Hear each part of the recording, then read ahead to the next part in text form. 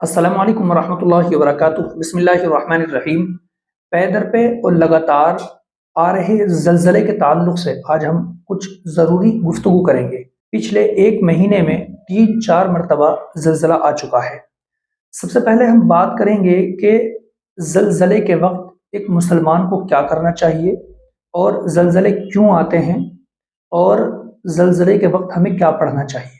یہ سب ہم قرآن اور حدیث کی روشنی میں آپ کے سامنے بیان کریں گے۔ دیکھیے، اسلام نام ہے اللہ کے حکموں کے سامنے سر جھکا دینے کا اور سر خم کر دینے کا۔ ایک مسلمان کو ایسے موقعوں پر قرآن، حدیث اور تاریخ امم کی روشنی میں لائحہ عمل تیار کرنا چاہیے۔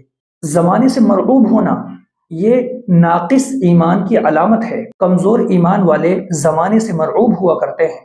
ایسے موقعوں پر خاص طور سے جب قدرتی آفت آئے یا آزمائش آئے، ہم پر یعنی مسلمان پر 2 ذمہ داریاں عائد ہوتی ہیں۔ نمبر 1، خود کو سنبھالنا۔ نمبر 2، اپنے ایمان اور عقیدے کی حفاظت کرنا۔ دیکھیے، قرآن کریم کے اندر اللہ تبارک و تعالیٰ نے قوم شعیب کے تعلق سے فرمایا کہ قوم شعیب پر عذاب آیا، اور عذاب کی وجہ کیا تھی؟ ناپ تول میں کمی۔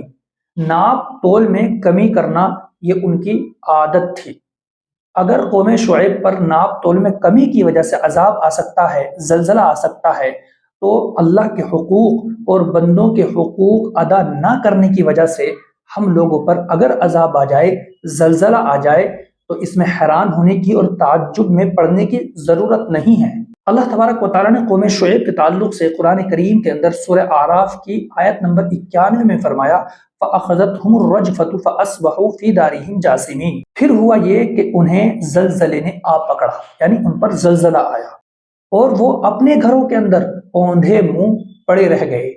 اسی طریقے سے حضرت موسیٰ علیہ السلام کی قوم پر عذاب آیا، اور ان پر عذاب آنے کی وجہ حیلے حوالے، کٹ حجتی اور بحث بازی تھی۔ اللہ تبارک و تعالیٰ نے قرآن کریم کے اندر سورہ اعراف کی آیت نمبر 155 میں حضرت موسیٰ علیہ السلام کی قوم کے تعلق سے فرمایا، فَلَمَّا أَخَذَتْهُمُ الرَّجْفَةُ، پس جب ان کو زلزلے نے آ دبوچا۔ اسی طرح بے شمار اور بے انتہا مال کے مالک قارون سے اللہ نے فرمایا کہ تو اللہ کا شکر ادا کر کہ تجھ کو اللہ نے مال دیا ہے، لیکن اس نے اللہ کا شکر ادا نہ کیا اور کہا کہ یہ تو سب میری محنتوں کا پھل ہے۔ اس نے اللہ کی ناشکری کی تو اللہ کے عذاب نے اس کو آ دبوچا اور اس کو زمین میں دھسا دیا۔ اسی کے تعلق سے اللہ تبارک و تعالیٰ نے قرآن کریم کی سورہ قصص کی آیت نمبر 81 میں فرمایا، فَخَسَفْنَا بِهِ وَبِدَارِهِ الْأَرْضِ، آخر کار ہم نے اسے اور اس کے گھر والوں کو زمین میں دھسا دیا۔ آج ہمیں اپنے گریبان میں جھانکنا چاہیے، اپنے معاشرے کا جائزہ لینا چاہیے کہ ہم میں بہت سارے لوگ ایسے ہیں کہ اسلام اور شریعت کے معاملے میں وہ حجت بازی کرتے ہیں اور اپنا دماغ لگاتے ہیں، بحث و مباحثہ کرتے ہیں، قیل و قال کرتے ہیں، بے جا سوالات کرتے ہیں، جن کے جذبات اور احساسات بالکل قارون سے میچ کرتے ہیں۔ ان کے احساسات بالکل قارون کی طرح ہیں، اور جب ہمارے احساسات اور جذبات ایسے لوگوں سے میچ کریں گے، ملیں گے، اور ہم اللہ کے حقوق ادا نہیں کریں گے، ہم بندوں کے حقوق ادا نہیں کریں گے، تو پھر زلزلے کیوں نہیں آئیں گے؟ حدیث پاک کے اندر اللہ کے نبی صلی اللہ علیہ وسلم نے زلزلے آنے کی کچھ نشانیاں بیان فرمائی ہے۔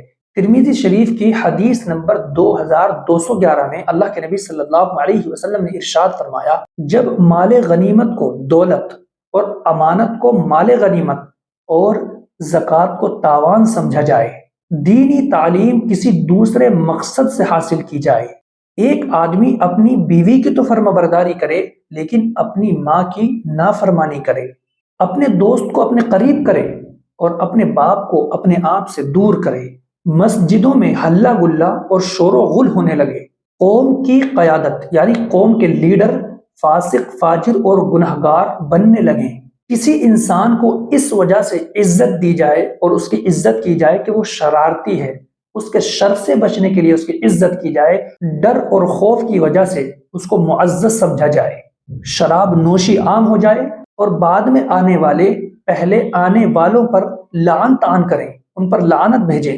اس وقت تم سرخ آندھی، زلزلے، زمین دھسنے، صورت بدلنے یعنی تبدیل ہونے، چینج ہونے، پتھر برسنے، اور پھر مسلسل ظاہر ہونے والی علامتوں کا انتظار کرنا۔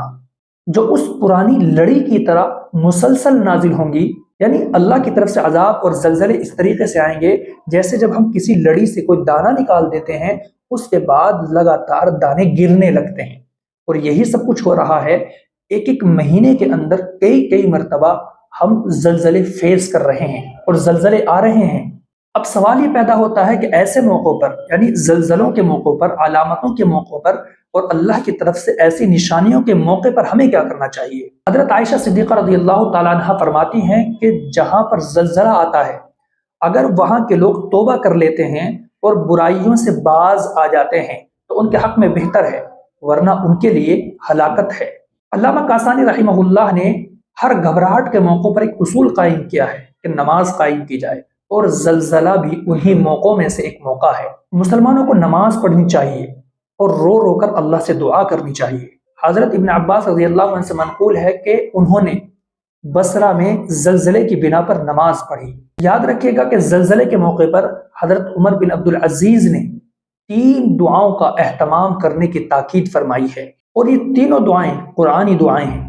پہلی دعا حضرت آدم علیہ السلام کی دعا ہے جو سورہ اعراف کی آیت نمبر 23 ہے، اور وہ دعا ہے ربنا ظلمنا انفسنا وان لم تغفر لنا وترحمنا لنکونن من الخاسرین۔